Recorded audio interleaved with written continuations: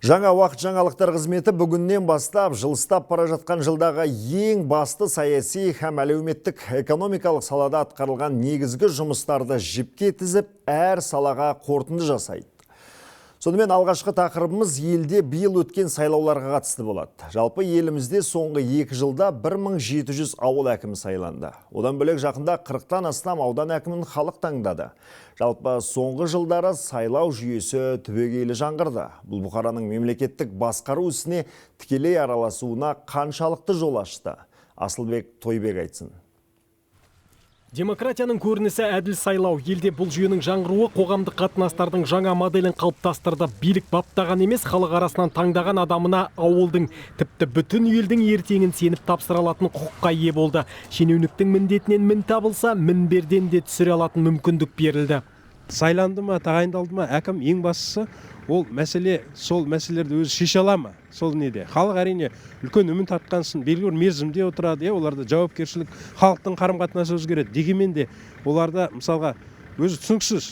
Ол жергілікті өзін-өзі басқарудың өкілі ме, халықтың өкілі ме, әлде ол мемлекеттің өкілі ме деген. Былай қарасақ, мемлекет оған көп функциялар жүктейді.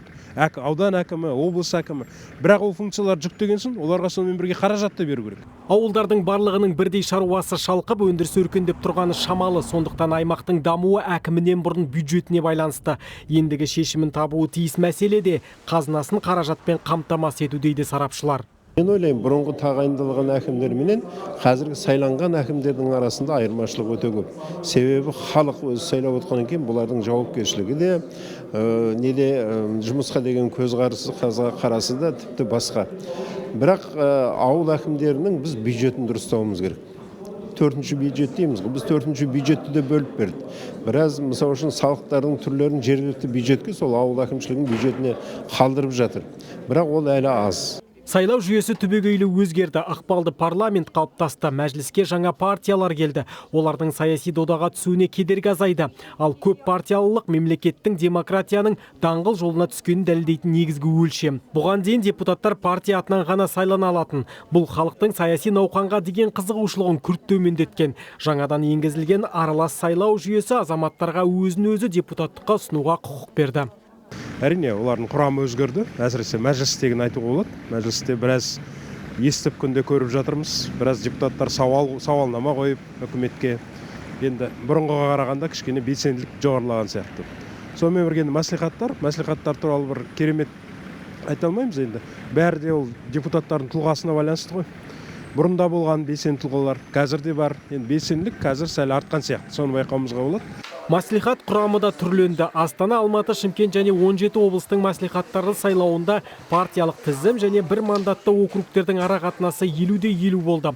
Ал қалалық аудандық маслихаттар 100% бір мандатты округтер арқылы сайланды. Бір ерекшелігі, бұрынғыдай тек басшылар мен бизнесмендер ғана емес, қатарға әртүрлі сала өкілдері қосылды. Белсенділерге азаматтық құқықтарын жүзеге асыруға мүмкіндік берілді.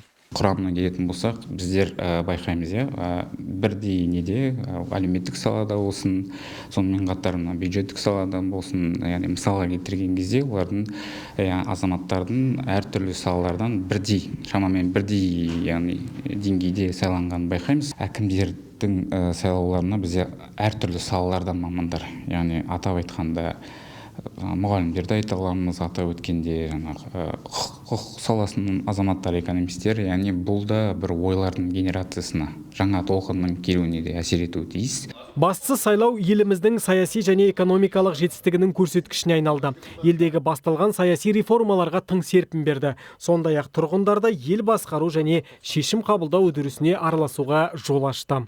Асылбек Тойбек, Дәурен Рахым, Жібек жолы.